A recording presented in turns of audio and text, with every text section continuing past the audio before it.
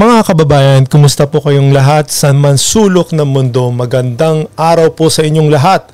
Ito nga mga kababayan, umpisahan na po natin itong mga nagbabagang balita na nangyayari sa ating bansa.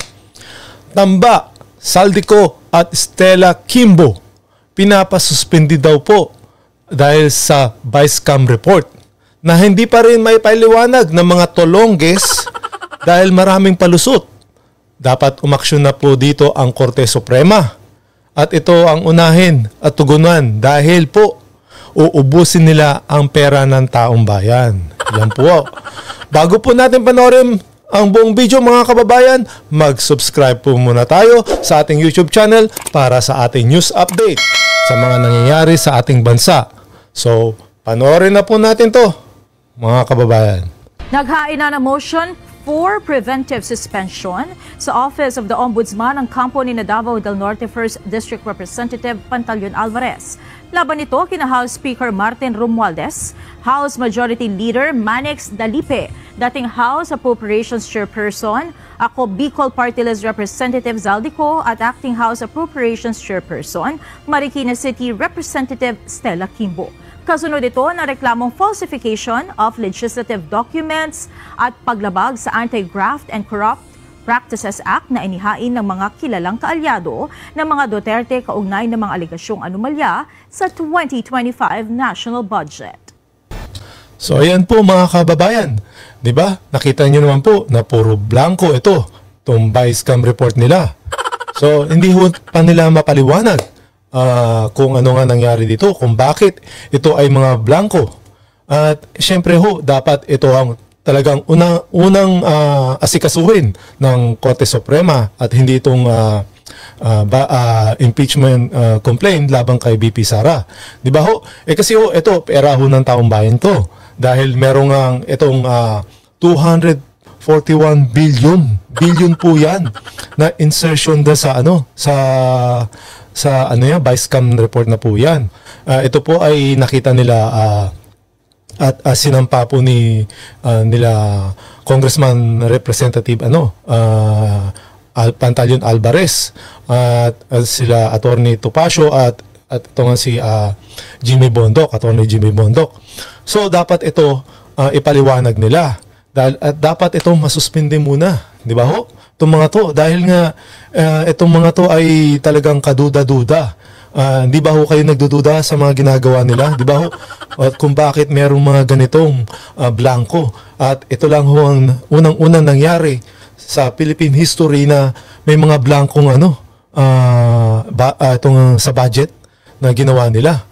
Ito ay garapalan na ho na dapat ho natin na bantayan at hindi ho natin papabayaan na mangyari itong ginagawa nilang garapalan na to, pang-abuso na itong ginagawa na itong, lalo na ho dyan sa mga tauhan ni Tambaluslos, di ba ho?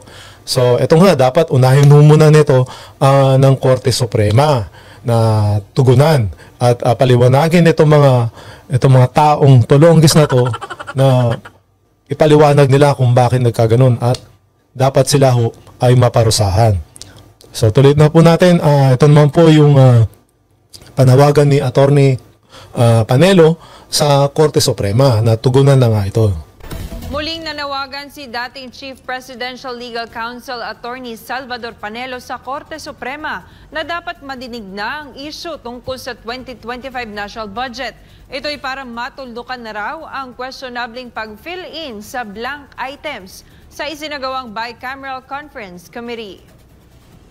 Yung petition talaga, dapat dinggin ng Korte Suprema kasi talagang mali ang ginawa ng Kongreso doon. Dahil nag-fill in the blank sila, hindi pa pwede yun. Hindi against the constitutional procedure of passing a law. Hindi pa pwedeng 2-3 tao lamang ang gagawa ng final draft na hindi dadaan mismo doon sa dalawang sangay. Kailangan lahat sila nagdidebate doon. Ani Panelo, magkakaroon talaga ng hindi magandang epekto sa Kamara kung hindi ito agad didinggin ng Korte Suprema. Mensahe niya sa Kamara. Baka pag hindi nyo inayos ang inyong pamamahala at tugunan nyo ang pangangailangan ng bansa, baka maagising na lang kayo Either nakakulong kayo or wala na kayo sa posisyon. Yun po ang kailangan, di ba ho? Dapat unang tugunan na ng Korte Suprema ito dahil sa questionable ng pinaggagawa at bakit nagkaroon ng mga blanco. Halatang halata naman ho, di ba? Makikita nyo naman. I-report ba to kung hindi walang tawag dito, ginagawang kabababuyan ng mga tolonggis ng mga congressman na yan. At ang mga kung sino-sino yung mga dapat panagutin dito at sila yung mga nag-usap-usap kung sa mga pinaggagawan tong kalokohan dito sa mga budget na to, 'di ba? Sila ho talaga dapat panagutin diyan. At ito nga para hindi ho gawin na muli ng mga tolonggis na to. Dahil nga ito isang alam niyo no, sobrang ang nakakahiya ho sa bansa natin dahil nangyayari ho itong corruption na to. Dahil ito nyo, makikita nyo naman, di ba ho, na talagang questionable itong pinaggagawa nila dito sa budget natin, di ba? At nakakahiya po talaga, mga kababayan. Dito naman ho tayo sa impeachment complaint ni VP Sara Duterte. Anong update na dito? Dahil nga itong mga tolonggis ng mga congressman, ng mga tauhan ni Tambaluslos na dapat na itong masuspinde, atat na atat ho na maupo. Alam niyo na, di ba? Atat na atat ho, maupo yung mga yan. Dapat nga itong Tambaluslos na to ay maparusahan at unahin itong questionabling budget vice cam report na to. Dapat ito ang unahin natin, mga kababayan. Ito ang pagtulakan natin na itong issue na to ang dapat unahin dahil tao ng pera ho ng taong bayan ang pinag-uusapan dito dahil winawaldas nila. Oh, 'di ba? At hindi lang ho 'yun, 'di ba ho? Syempre, binubusan nila yung mga 'yan. So, panoorin na po natin, mga kababayan. Si Vice President Sara Duterte na mismo ang naghain ng petisyon sa Korte Suprema para pigilan ang impeachment proceedings laban sa kanya. Ayon sa bise, dapat ibasura ang ika-4 na impeachment complaint na siyang inaprobahan ng Kamara dahil labag ito sa 1-year ban ng konstitusyon. Nakasaad dito na isang impeachment complaint lang ang pwedeng ihain laban sa isang opisyal sa loob ng 1 taon. Kinwestiyon ng bise ang ginawa ng Kamara na pag-freeze sa unang 3 impeachment complaint para ilusot ang pag-aksyon sa ika-4 na reklamo na pinirmahan ng higit 200 kongresista, kung kaya naiakyat ang articles of impeachment sa Senado. Habang dinedesisyonan ng Korte Suprema ang kanyang petisyon, hiling ni Duterte na mag-issue ito ng temporary restraining order para hindi umusad ang paglilitis. Yan na po. Gumawa na po ng move si VP Sara Duterte. Alam niyo naman ho yan. Attorney ho yan, mga kababayan. Alam niya ho yung kung saan siya dapat umaksyon. So, naghihintay lang ho yan si VP Sara Duterte ng mga hakbang para itong ang mga pinaggagawa ng mga tolonggis ay mapahiya sila. At hindi nga ito matuloy itong impeachment na to. Kaya ito, umaksyon na po siya. Sana nga, hindi na matuloy itong impeachment na to at pakinggan na siya ng Korte Suprema. Dahil nga ho, minadali ng mga tolonggis ang pag-i-impeach sa kanya na wala naman ho sa tamang proseso. Di ba ho? Yan ho yan alam niyo naman yan na ito yung political agenda nila sa kanila na gusto talaga siyang pabagsakin at hindi ho makatakbo sa 2028 presidential election dahil nga natatakot na ho sila. Natatakot na sila itong mga tolonggis na to. Pag naging presidente to si VP Sara Duterte, nako ho, lahat ho yan hihilahin ho yung mga yan. May mga karma ho yung mga yan. May paglalagyan ho sila. Yan ho. So ito naman yung sagot ni SP Escudero patungkol nga dito sa impeachment. Marahil providential na hindi kami natuloy sa trial dahil nag-recess kami para lahat ng mga bagay na ito ay maidulog na sa Korte Suprema. Ano man ang sinasabi ni Numan, hanggat walang sesyon at hindi na-convene ang may sesyon, walang trial na pwede maganap habang kami naka-recess. Klaro at maliwanag sa rules namin yun. Ayan ho, dun sa mga gustong nagpupus dyan at atat na atat, lalo na tong si Pimentel, di ba? Coconut Pimentel. Oh, Pimentel, ibig sabihin nyo yung payment. Alam nyo na, kaya nagpupush tong taong ito na siguro nakakuha na ng ganito. O, ayan. Pimentel nga di ba? Yeah, payment. Yan, sige. Sa magkahiwalay na liham kay Escudero, sinabi ni na Senate Minority Leader Coco Pimentel at dating Bayan Muna Representative Nery Colmenares na obligasyon ng Senado na agarang simula ng impeachment trial dahil sa salitang forthwith na nakasaad sa konstitusyon. Ang Senate President, may poder siya sa ilalim ng Senate rules na maggawa na ng preliminary na mga aksyon. Isa pa to, umiepal na rin, Colmenares na to. Wala na, laos ka na. Hindi ka na pakikinggan ng mga tao. Laos na kayo Kayo lang nakikisawsaw pa kayo. Huwag na kayo makisawsaw. Isa rin ba kayong ngayon? Nabigyan? Diba? Huwag ka nang umepal, makisawsaw. Sa ngayon, sinusulat na ng Secretary at legal team ng Senado ang Rules of Impeachment na target aprobahan sa pagbabalik ng sesyon sa June 2. Dito na raw pwedeng i-authorize si Escudero na pasagutin ang bise. Nanindigan siyang sa Hulyo na pagkabukas ng 20th Congress, pwedeng simula ng paglilitis. Gumulong na. Yan, sa Hulyo na. Na yung sinasabi niya.